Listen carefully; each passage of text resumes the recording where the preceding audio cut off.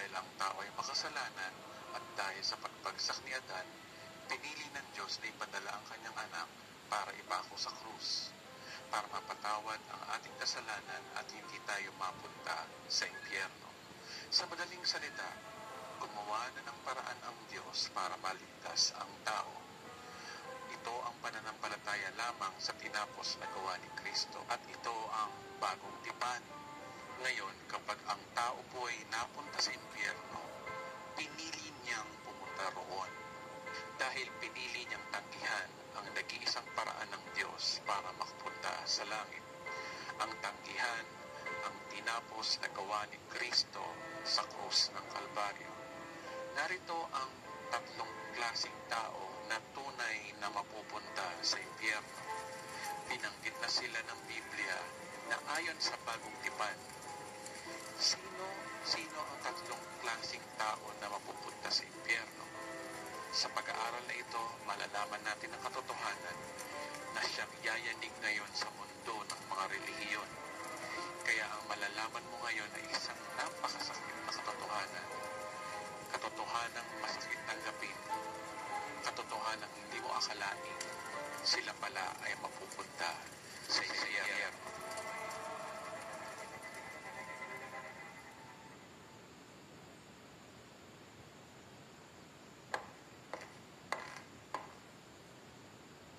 Magandang araw po sa lahat ng manonood. Ako si Pastor Edwin ng The Bride of Christ TV. Tara, simulan na natin ang pag-aaral. Sino-sino po ba ang mapupunta sa impyerno? Sino-sino po ba ang mapupunta sa impyerno ayon naman sa Biblia? So narito yung unang tao na ating pag-uusapan. Noong part 1, pinag-usapan po natin ay ayon sa relihiyon. Ngayon naman po ay ayon sa Biblia. Alamin natin kung sino-sino po yung mapupunta sa impyerno. Number 1, mga taong religious but not righteous. Ang mga taong religyoso ay maraming religious practices. Sila ay sobrang panatiko o deboto sa kanilang religious practices, and yet hindi naman sila righteous. Ang pagiging religious ay hindi ibig sabihin ay righteous or you're right with God. Religious is what you have to do with your religion. Halimbawa, nagsisimba ako linggo-linggo, nagdadasal ako araw-araw, nagpipinitensya ako tuwing mahal araw, kaya ligtas ako. O kaya, nagmi-ministry ako, kompleto ako ng attend ng service at Bible study, kaya ligtas ako. O kaya, pastor ako, nagtuturo ako sa church at tumahawak ako ng mga tao, kaya ligtas ako. Don't get me wrong hindi po masama ang magsimba, magdasal o attend ng service at Bible study. Pero kung ito po ang basihan ng iyong kaligtasan at hindi sa tinapos ni Kristo, you are rejecting Christ's finished work. Basahin po natin. Mateo chapter 7:21. Hindi lahat ng tumatawag sa akin ng Panginoon, Panginoon ay papasok sa kaharian ng langit, kundi ang mga tao lamang sumusunod sa kalooban ng aking amang nasa langit. Kung si Jesus lang ang tatanungin nyo, sino lang daw ba yung papasok sa langit? Yan lamang pong sumusunod sa kalooban ng aking ama na nasa langit. Yan lang po, very, very strict. Yan lamang pong sumusunod sa kalooban ng aking amang nasa langit. Kung si Jesus lang ang tatanungin nyo, sino lang daw ba yung papasok sa langit? Yun lamang sumusunod sa kalooban ng aking amang na nasa langit. Yun lang po. Very, very strict. Yun lamang sumusunod sa kalooban ng aking ama na nasa langit. So ang tanong dito ay, ano ba yung kalooban ng ama? Diba? Siyempre gusto mong pumunta sa langit. Correct.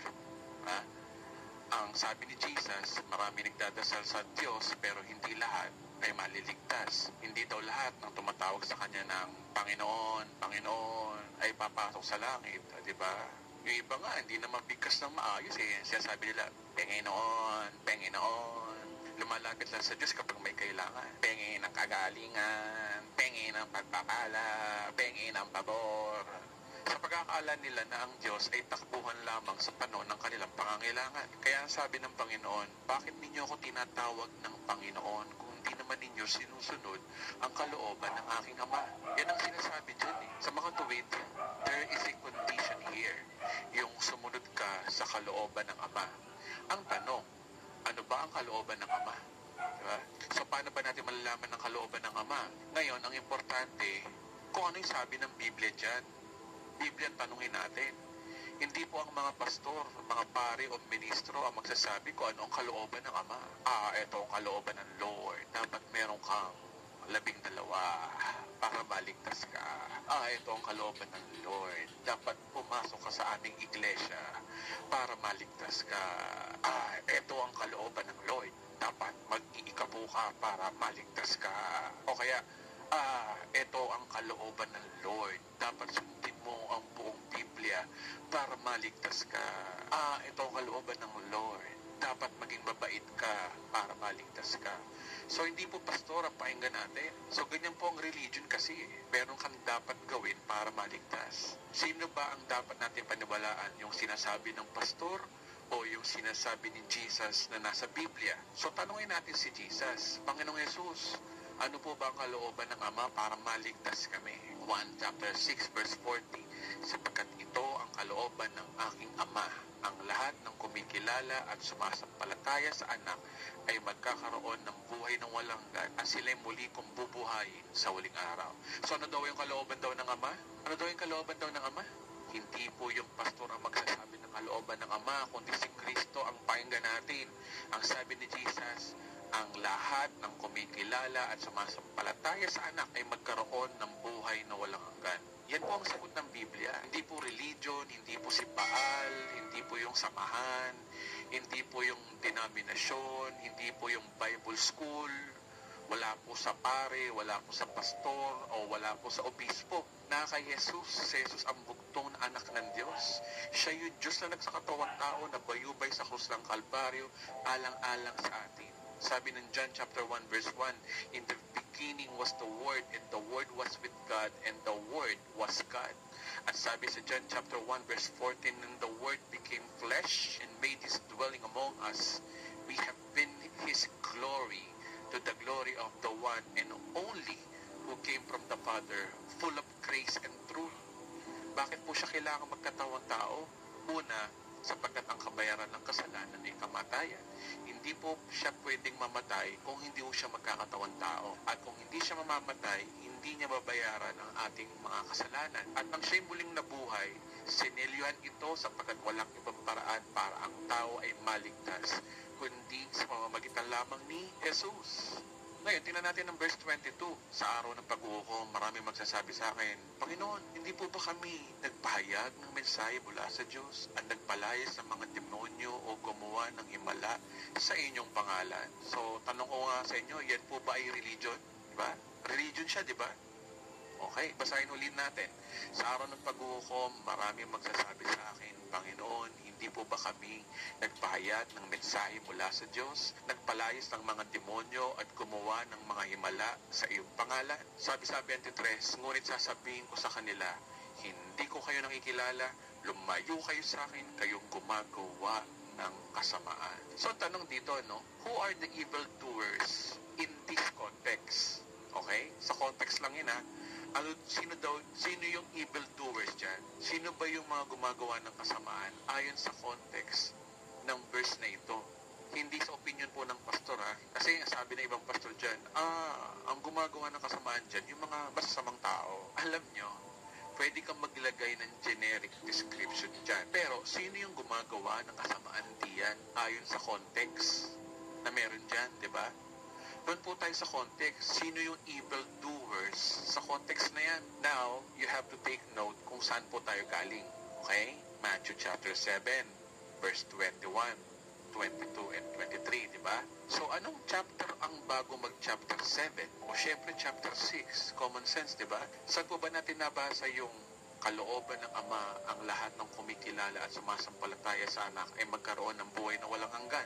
Sa John chapter 6. So, ano ibig sabihin ko dito? Ibig sabihin ko dito, mga kapatid, ay evildoers are those who do not do the will of the Father. That is based on context. And what is the will of the Father? Manampalataya sa anak. Ang ibig sabihin yan, ito po ay base dito mismo sa Biblia. If you reject the Son, you are evildoers. So napakaselan po ng Diyos patungkol po sa kanyang anak eh. Ang tao pupunta sa impyerno hindi dahil sa mga kasalanan niyang ginagawa.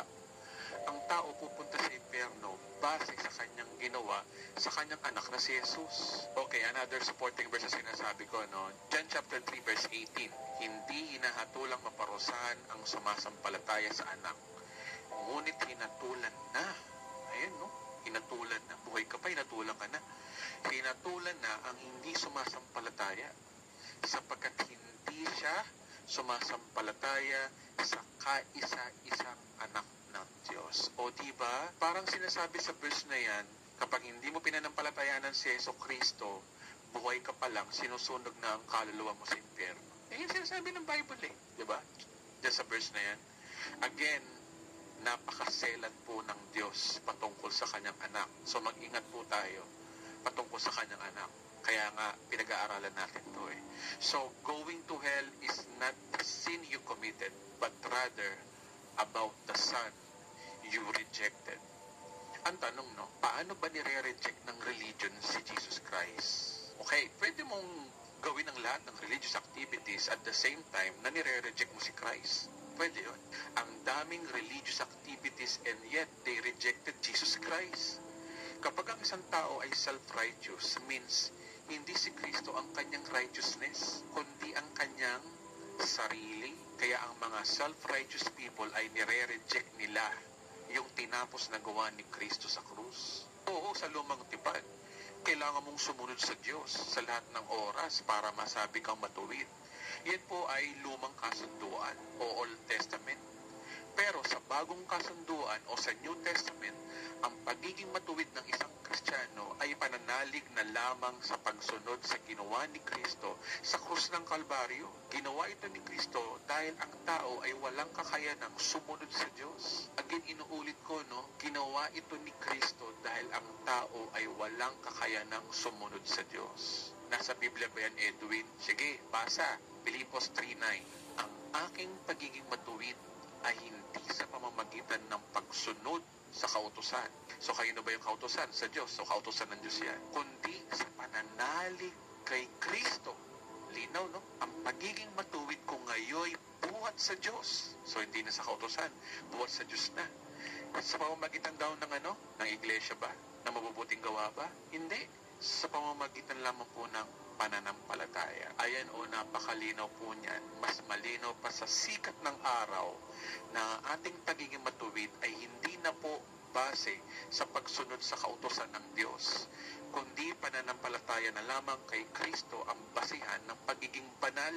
Kaya kung ang paniniwala mo ay ang pagiging reliyoso mo ang makapagliligtas sa iyo, you are rejecting Christ and His finished work. It is an insult to the finished work of Christ. Kung ang kaligtasan mo ay ang pagiging deboto mo sa mahal na Nazareno, you are rejecting Christ. Kung ang kaligtasan mo ay pananalangin kay Birheng Maria, you are rejecting Christ. Kung ang kaligtasan mo ay nasa samahan o iglesia, you are rejecting Christ. Kung ang kaligtasan mo ay yung pagiging mabait mo o yung pagiging mabuti mong tao, you are rejecting Christ. Kung ang kaligtasan mo ay ang iyong ministry, you are rejecting Christ. Kung ang kaligtasan mo ay nasa sipag at tiyaga lamang, you are rejecting Christ. Kung ang kaligtasan mo ay ang pagiging pastor mo, you are rejecting Christ. Kung ang kaligtasan mo ay base sa pagiging madasalin mo o palasimba mo linggo-linggo, you are rejecting Christ. Kaya ang pagiging religious but not righteous will be the first candidate sa impyerno. Okay, number 2. Ang mga taong hindi na born again. Again, ang mga taong hindi na born again. Una po sa lahat, ang born again po ay hindi religion. Okay? Hindi po ito samahan ng mga Christian group. Okay? Ito po ay spiritual experience. Sinabi ng Diyos kay Adan, huwag kainin ang pinagbabawal na bunga, kung hindi, mamamatay kayo. Ang tanong, namatay pa sila? So syempre, ang sagot ay yes. Bagamat physically, namatay sila after few years, pero may namatay sa kanila immediately. Ito yung kanilang espiritu. Ang espiritu po natin ay God's consciousness natin. Ang ating kaluluwa ay yung ating self-consciousness. At ang ating katawang lupa ay ating world consciousness. Nang bumagsak po sa pagkakasala si Adan, namatay po ang ating espiritu. Ito po yung consciousness ng tao sa Diyos. Dati ang tao ay maka-Diyos, pero nung bumagsak ang tao dahil kay Adan, ang tao ay naging makasarili. Namatay po ang relasyon natin sa Diyos nang bumagsak ang tao dahil kay Adan. Kaya ang tao na dating nabubuhay para sa Diyos ay nabubuhay na sa sarili. Kaya nga ang tao ay patay, walang kakayanang manampalataya, walang kakayanang sumunod sa Diyos, at walang kakayanang magmahal sa Diyos. At dahil tao ay patay, wala rin siyang kakayanang gumawa ng mga bagay para malugod ang Diyos. Dahil sa hopeless na kalagayan ng tao, pinadala ng Diyos ang kanyang anak para ang sino mang manampalataya sa kanya ay mabuhay at magkaroon ng buhay na walang hanggan. Again, hindi po religion ang born again, kundi ito ay spiritual experience about new birth. Kailangan mabuhay na muli ang ating espiritu sa magitan ng pagkapanganak na muli o ma-born again ng ating espiritu para makita natin ang kaharian ng Diyos. May sinasabi po ang ating Panginoong Hesus dyan tungkol sa born again. Biblical po yan. Sabi sa John chapter 3 verse 3 to 7. Verse 3. In reply, Jesus declared, I tell you the truth. No one can see the kingdom of God unless he is born again. Diba? Linaw. Wala ka makapunta sa kaharian ng Diyos kundi siya maipanganak na muli. Verse 4. How can a man be born again when he is old? Nicodemus asked. So natatanong tong pariseo na to, paano daw may papanganak na muli daw isang tao? Surely he cannot enter the second time into his mother's womb to be born. Ang sagot natin dito ay sure. Talaga nga naman kapag lumabas ka sa sinapupunan ng nanay mo, talagang hindi ka na makakabalik sapagkat isang beses ka lang lalabas sa sinapupunan ng nanay mo. Kaya po yung born again, hindi po natural na kapanganakan because you are already born physically. Kaya ang born again ay hindi po natural. Pero kayang gawin, pero hindi sa paraang natural. So, paano natin maintindihan to, no? Basahin uli natin. John 3:5. I tell you the truth, Jesus answered. No one can enter the kingdom of God unless he is born of the water and the Spirit. So, naging malinaw na dito daw na ipinanganak daw sa Espiritu at sa tubig. So, yung Spirit po diyan ay capital S, referring to the Holy Spirit. Yung water po diyan ay hindi po tubig. Hindi po literal na tubig, no? Ang tinutukoy pong water diyan, sabi po sa 1 Peter chapter 1 verse 23, you were born again by the incorruptible word of God. Yung word po diyan, yung water works with the Spirit. Kapag nagsama po yung word at spirit sa isang natural na dead person, nagkakaroon ng spiritual life. Parang sperm cell at egg cell lang naman yan eh. Nagsama sa sinapupunan, nagkakaroon ng physical birth. So dalawa po kasi ang agency ng physical birth, di ba? The seed of the woman and the seed of man. So dalawa po rin ang agency din ng spiritual birth. The Word of God and the Holy Spirit. Pag nagsama po yan sa spiritual dead person, may papanganak ang bagong kapanganakan. Kaya nga ang born again is not a religion eh. Born again is a spiritual experience where the spiritual dead person is made alive through the Holy Spirit. If you receive the Lord Jesus Christ by the birth of the Holy Spirit, by the inside of you, the Holy Spirit will gives you birth to your spirit. Doon ka palang mabuborn again ayon sa Espiritu. Verse 6, flesh gives birth to flesh, but the spirits give birth to spirit. Sabi diyan, no, flesh gives birth flesh.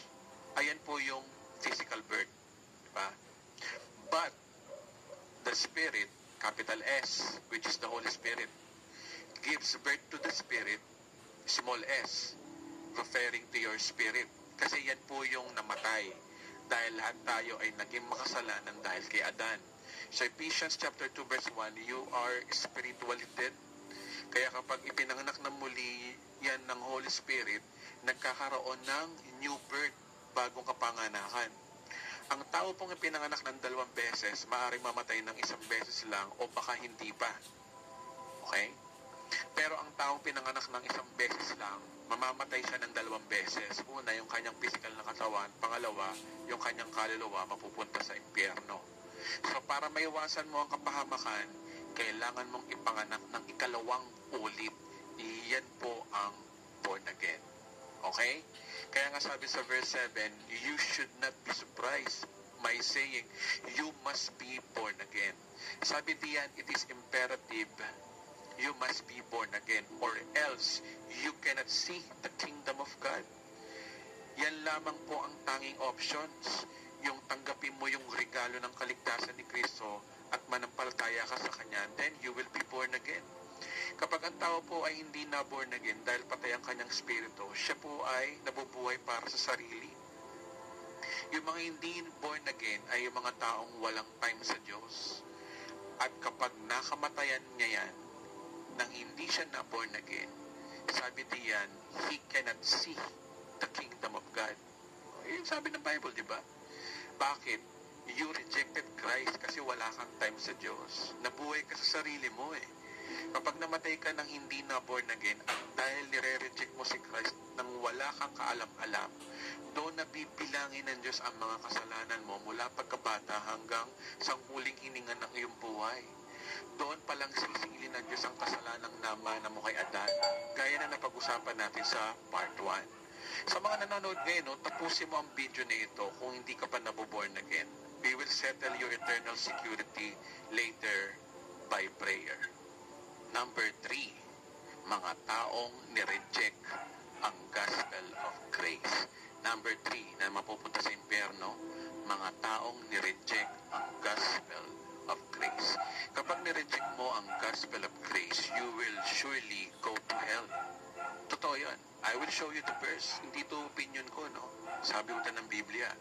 Sa 2 Thessalonica chapter 1 verse 8 to 9, sabi sa verse 8, darating siya sa gitna ng naglalagablab na apoy at paparusahan ang lahat ng hindi kumikilala sa Diyos at hindi sumusunod sa magandang balita ng ating Panginoong Yesus. So maliwanag yung apoy dyan ay yung impyerno, no? At dyan, darating siya at parurusahan daw ang lahat daw ng yung hindi kumikilala sa Diyos at pangalawa, yung hindi sumusunod sa magandang balita o yung gospel. Yung number 1, yung hindi kumikilala sa Diyos ay mga taong hindi sa Diyos tumitingin para sa kaligtasan. So napag-usapan na natin yung kanina lang about the taong righteous but not religious. So alam na natin yan. Sabi po sa pangalawa, yung hindi sumusunod sa magandang balita. At dito na po tayo ngayon. Kaya nga yan, napaka-biblical ng sino mang hindi sumusunod sa gospel ng Diyos, you will go to hell. Sabi sa verse 9, di ba? Ang parusa sa kanila ay walang hanggang kapahamakan at maihiwalay sila sa Panginoon at sa dakilan niyang kapangyarihan. Kapag namatay ka at nahiwalay ka sa Diyos, siyempre saan ka pupunta? So, alinaw-linaw dyan, no, na may impyerno ka kapag hindi mo tinanggap ang gospel of Christ. So, ang tanong, no, ano ba ang tamang gospel? Diba?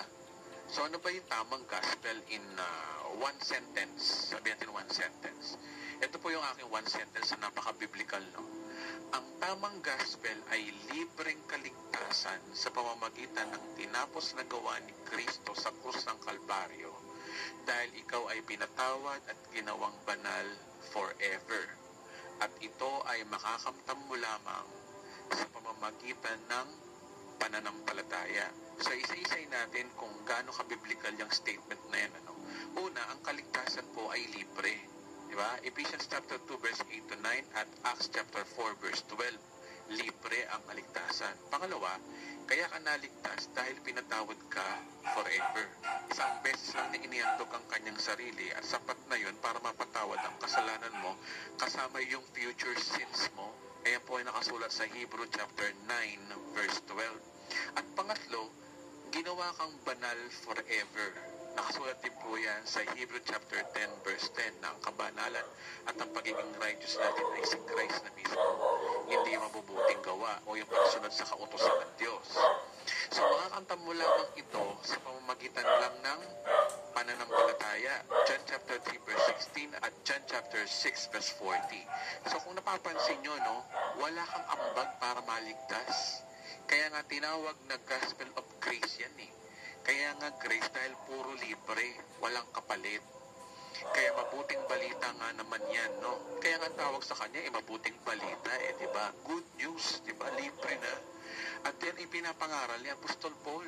At tinawag niya itong gospel of God's grace. Sa Acts chapter 20 verse 24, however, I consider my life worth nothing to me, if only I may finish the race and complete the task the Lord Jesus has given me, the task of testifying the gospel of God's grace. So tinawag ni Apostol Paul na ito na gospel of God's grace. So there's only one gospel. Okay? That is the gospel of grace. Any gospel that is not the gospel of grace is not gospel. Biblical po ito. Basahin po natin sa Galatians chapter 1 verse 6 to 8. I am astonished that you are so quickly deserting the one who called you by the grace of Christ and turning to a different gospel, which is really no gospel at all. Evidently, some people are throwing you into confusion and trying to pervert the gospel of Christ. Take note, the different gospel is no gospel at all. Ano man itong different gospel na ito, it is no gospel at all. Look at the verse again. Evidently, some people are throwing you into confusion. Sa kaso po ng mga taga-Galatians dyan, meron daw nagtuturo sa kanila, which is yung mga Judaizer, okay? Na nagtuturo ng maling gospel. Yung mga Judaizers na to, sila yung mga galing ng Jerusalem, pumunta sa Galatia. Ang sabi nila ay eto, tanggapin nyo si Jesus, pero kailangan nyong magpatuli. Yun ang pamatay dun no? Pero, kailangan nyong magpatuli. Tanggapin nyo si Jesus, pero kailangan nyong sundin ang kautusan. Tanggapin nyo si Jesus, pero kailangan nilang magpatay ng tupa para mapatawad. Laging may pero, okay? Kapag pinapangaral si Christ. Tanggapin si Jesus pero laging may pero kasi hindi raw sapat. Sabi ni Pablo, no, evidently some people are throwing you into confusion and are trying to pervert. Ang pervert sa Greek word ay metastrepho. Pervert what? The gospel of Christ. Yung una, different gospel. Itong pangalawa, perverted gospel. So let me show you the meaning. The Greek word na ginagamit sa different ay heteros, means different or opposite. Dito po natin kinuha yung salitang heterosexual, di ba? Man and woman. Heteros, di ba? Opposite sex. The word heteros kasi means opposite. Kaya nga whatever the true gospel is, baliktad siya, no? So kung ang true gospel ay grace o regalo, ang baliktad naman niya ay works. Okay? So if anyone teaching you a gospel which is not grace, kundi works, ang tawag din po dyan ay heteros or a different gospel. Meron pang isa, no? The other word used there is the word pervert. Okay? Ang Greek word na ginamit dyan ay metastrepho. The word meta is change. Ang strepo ay reverse or to twist. Let me show you the picture. So ayan twisted, di ba? Yung works tsaka grace, tinitwist, pinagsama. Metastrepo po ang tawag po dyan ni Apostol Paul. Meaning to change by twisting. Ibig sabihin, kung ang teaching mo ay grace, tapos nagtuturo ng works, yan po ay different gospel. Pero kung ang teaching ay grace, sinamahan mo ng works, ang tawag po dyan ay perverted gospel. So let me show you the diagram para makita nyo. So ang true gospel po ay ang by grace, okay? Full grace, all God, no man, di ba? Ang different gospel po ay no grace, all man, no God. Halimbawa, ito yung kanilang gospel para maligtas ka, kailangan mo maging mabuti, di ba? O kaya para maligtas ka, sipag at tiyaga lang yan, push mo yan, di ba? Para maligtas ka, mag-donate ka sa simbahan ng mga upuan. Hallelujah. Para maligtas ka, magpamisa ka. So yan po yung no grace, puro works. So siya yung different gospel. Ang half grace naman ay half God, half man. So hybrid po ito, no? Mestizo to, men. Diba? Pinaghalong grace at yung works. Tawag po ni Apostol Paul diyan ay metastrepho, perverted gospel. Yan po ang pinakadelikadong turo sa panahon natin ngayon. That is so very, very, very dangerous. Marami pong nabudol na pastor dyan. Okay? Yang pong metastrepho, very dangerous kasi pinapakita si Jesus, binabanggit din ng finished work, pero, yun yung pamatay yung pero. Kasi ang sima nun, laging may pahabol. Okay? Halimbawa, tanggapin mo si Kristo, pero dapat kaanib ka sa iglesia para maligtas ka. O kaya, tanggapin mo si Kristo, pero kailangan si Birheng Maria dahil kapag si Kristo ay nagagalit, ang kanyang ina ang nagpapakalma sa kanya. Diba? O kaya, tanggapin mo si Kristo, pero kailangan mong tumulong sa nangangailangan, dalawin ang mga nakakulong, at damitan ang mga walang damit para maligtas ka. Diba? O kaya, tanggapin mo si Kristo, pero kailangan mong umattend ng church para sure na ang iyong kaligtasan. Diba? Narinig niyo sa mga pastor yan Tanggapin mo si Kristo, pero kailangan mong gumawa dahil patay ang pananampalatayang walang gawa. Diba? Napaka-deadly at deceiving at maraming nabudol po dyan sa ganyang idea. O kaya, tanggapin mo si Kristo pero humingi ka ng tawad kada minuto para sure na maligtas ka. O yan, dati po ganyan ako ganyan po ako dati. O kaya, tanggapin mo si Kristo pero dapat magpagamit ka sa Panginoon sa ministry para sure na ligtas ka. O diba?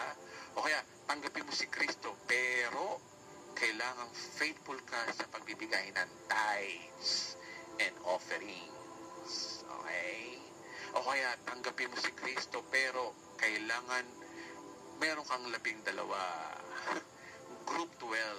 Okay? O kaya, tanggapin mo si Kristo, pero kailangang nabautismo ka ng lubog at nakatayo, hindi nakahiga. Nako, kung isa-isayin natin yan, ang dami pa akong example niyan. Parang sa panahon ni Apostol Paul noon, nabanggit sa Bible to na tanggapin si Jesus pero kailangan magpatuli. Dahil kasi, kung tinanggap mo si Jesus pero kung hindi ka nagpatuli, hindi ka rin ligtas. So dahil gusto mo rin maligtas, tanggapin si Jesus, magpatuli ka. Alam niyo po, nung 15th century or nung 1517, sa panahon ng Reformation, ang nilalabanan po ni Martin Luther ay yung et Christus versus solus Christus. Nung panahon po ng simbahang Katoliko, ang kanilang posisyon ay et Christus, means Christ and. So yung ang literal translation ng et Christus ay Christ and. Nako, endless po yan. Halimbawa, Christ and the Church, Christ and the Pope, Christ and Mary, Christ and the Rosary, Christ and the Apostle Creed, o kaya Christ and the Indulgence, ba? O Indulgencia. Parang sa panahon natin ngayon, Christ and tithes and offering, Christ and baptism, Christ and the ministry, Christ and discipleship. Now, don't get me wrong, walang masama sa discipleship. Mahalaga po ang offering at mahalaga ang ministry. Pero hindi mo pwedeng idagdag mo siya sa ginawa ni Kristo sa issue ng kaligtasan. Nagigets nyo ba? Maaaring sabihin mo sa akin, hindi mo pinapahalaga ng programa, Edwin. Teka. Pinapahalagahan ko ang programa, pero ang issue ng kaligtasan, hindi mo yan pwedeng idagdag sa ginawa ni Kristo. Sapagkat sapat na ang ginawa ni Kristo para maligtas ka. We love what we do in our church, pero hindi mo siya pwedeng idikit sa tinapos na gawa ni Kristo regarding sa kaligtasan. If you added after Christ, that is perverted gospel. Ngayon, ano daw ang hatol sa mga nagtuturo ng different gospel at perverted gospel? Sa Galatians chapter 1 verse 8, but even if we or an angel from heaven should preach a gospel other than the one we preach to you, let him be eternally condemned. Yan na mabigat. Ayan na po yung mabigat, guys, sa verse. Ang Greek word na ginamit po dyan ay anathema. Sa King James po ay a curse. Let him be a curse. Now, hindi lang isang beses. 2 beses inulit tong verse na to. Tingnan niyo yung verse 9 naman, as we already said. So now I say again, if anyone is preaching to you a gospel other than what you accepted, let him be eternally condemned. Ang sabi dyan, no? As we have already said, so now I say again. Now, isip-isip din konti pag may time. Bakit inulit? Kasi mahalaga. Alam nyo, yung inuulit lang, yung mahalaga. Di ba kapag ang nanay mo may pinilin kapag mahalaga, inuulit? May emphasize ba? Di ba? Ini-emphasize yan. Sabi sa verse 9, as we have already said, so now I say again, if anybody is preaching to you a gospel other than what you accepted, let him be eternally condemned. Sakit yan, ano? Sa Greek word, anathema, at sa King James, be a curse. So now, ano ibig sabihin po ng anathema? Anathema means go to hell. That is why if you reject the true gospel, which is the gospel of grace, you will go to hell. We say that with no pleasure in our hearts, mga kapatid. Kahit ako nung binabasa ko ito sa Greek, halos 3 buwan kong hindi ito matanggap ang mensahe na ito. Kasi isa ho akong born again Christian at isang buwan akong struggle sa isang katotohanan. Hindi ko matanggap ng una eh. Diba? 1 buwan, 2 buwan, 3 buwan. Dahil marami na rin akong mahal sa buhay na na-born again na, and yet they are under the perverted gospel churches. Ito ang nakakasyak, mga kapatid at mga kababayan, at ito ang isang katotohanan. Maraming mga born again pastor, obispo at evangelist ang mapupunta ng impyerno. Akala ko dati nasa tama na pala ako, pero nung maintindihan ko ang turong ito, nag-alala ako sa mga kilala ko mga pastor. Kasi po marami mga born again Christian pastor na nagtuturo na nawawala daw ang kaligtasan. Dahil parang hindi sapat ang ginawa ni Kristo. Anak ko, delikado po yun. At marami po akong kilalang ganyan. Parang sinabi mo na rin na kulang pa yung ginawa ni Kristo para maligtas ka at patawarin ka forever. Those who are watching this, we love you enough to let you know, hindi gusto ng Diyos na pumunta ka ng impyerno. But if you reject the true gospel that God has provided through Apostle Paul, and the means that God has provided is through the gospel of grace, and you rejected the gospel, sabi ni Paul, anathema, be a curse, you will go to hell. Basahin natin yung ibang version. No? Sabi sa ibang version sa Good News, verse 8, but even if we or an angel from heaven should preach to you a gospel that is different from the one we preach to you, may he be condemned to hell. Ayan, literal. We have said it before and now I say it again. If anyone preach to you a gospel that is different from the one you accepted, may he be condemned to hell. So this is the accurate translation. May he be condemned to hell. Kasi anathema ang ginamit. Ang linaw-linaw po mga kapatid, no? Talagang you are condemned talaga sa hell. Ang liwanag sa Biblia. mapag-Greek o mapapaular na translation is ang sinasabi. Kaya panahon na siguro para suriin ng mga nagtuturo ng Bible, mga pastor, kung nasa tamang gospel po ba tayo. Napaka-fatal po ng teaching about the doctrine of salvation. Kaya sobrang warning ang binibitawan ni Apostol Paul. So there are few things you just simply cannot compromise. The gospel of grace is one of them. You just not compromise it, mga kapatid. Sa dami nating tinuturong doktrina ng Biblia sa simbahan, salvation po ang pinakamahalaga. It is just the heartbeat of God. The real gospel. Napakasilan po ng Diyos pagdating po sa kanyang anak. Ang sabi nga ni Apostol Paul, mas mahalaga pa ito kaysa sa kanyang buhay. Sabi sa Acts chapter 20 verse 24, but one of these things move me, neither I count my life dear unto myself, so that I might finish my course with joy and the ministry which I receive of the Lord Jesus Christ. Ano lang daw? To testify the gospel of grace of God. Super important ang gospel of grace. Kaya delikado sa isang pastor ang magturo ng maling gospel. Di ba kayo nagtataka, mainit ang dugo ni Kristo sa mga religious teachers ng panahon niya? Yung mga scribe at pariseo lagi niyang sinusopla. Kasi nga naman, insulto kay Kristo yung regaluhan ka ng libreng kaligtasan. Tapos ikaw na pastor o nagtuturo ng Biblia na inaasahan ng Diyos na magturo ng tama, dinadagdagan mo. Parang sinasabi mo na kulang yung regalo ni Kristo. Diba? You are giving misinformation na pwedeng maligaw ang mga tao dahil sa iyo. Imbis na maging kakampi ka ng Diyos, nagiging kaaway ka pa ng Diyos ngayon dahil sa misinformation mo. Kasi alam niyo kung bakit? Kaya mo magdala ng milyong-milyong tao mapunta sa impyerno dahil sa maling gospel na pinagtuturo mo. Kaya super important ang gospel of grace. And yet, meron pong mga enemies of grace. And who are the enemies of grace?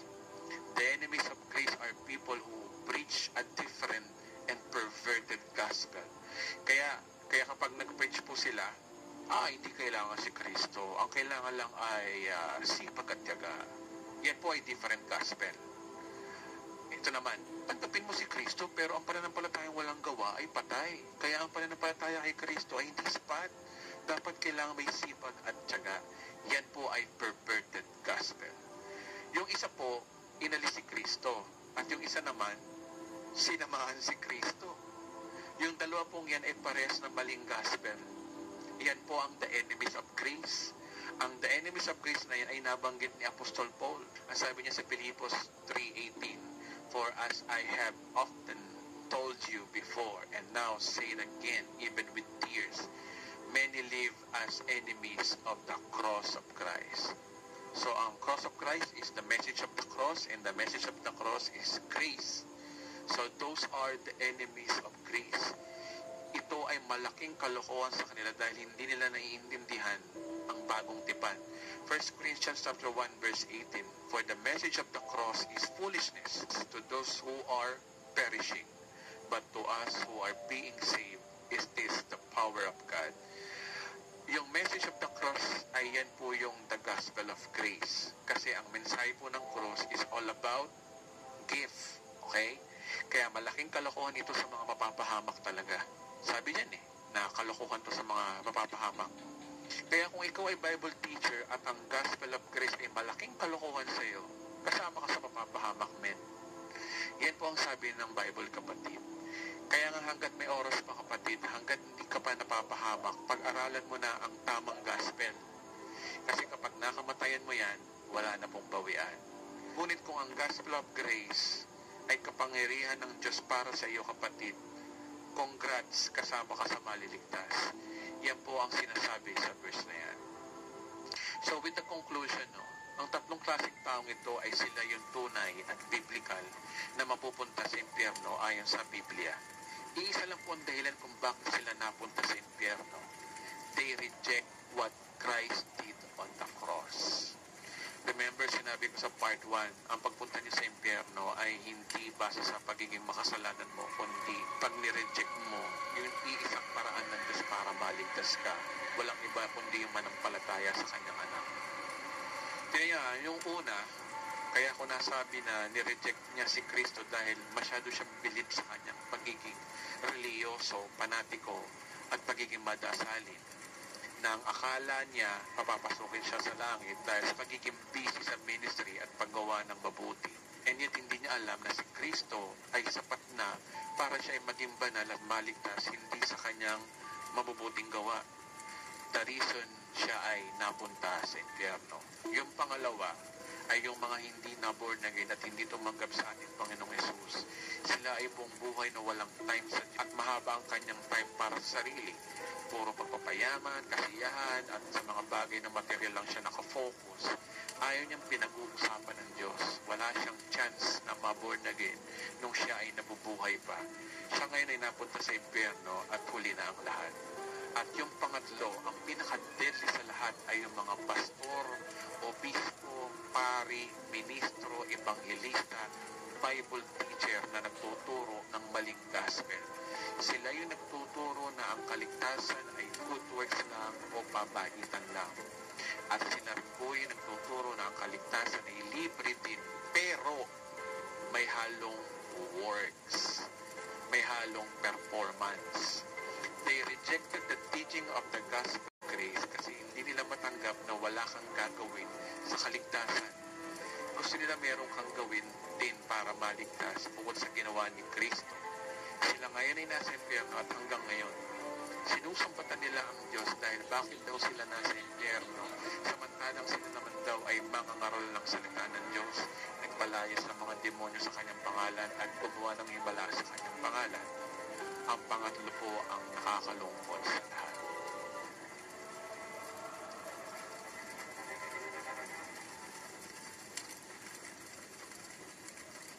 Panginoong Hesus, lumalapit po ako sa iyo sa oras na ito at humingi ng tawad sa lahat ng aking mga kasalanan mula aking pagkabata hanggang sa minutong ito. Patawad po at nandito po ako, aking tinatanggap ang regalo ng kaligtasan na iyong tinapos sa krus ng Kalbaryo 2,000 years ago.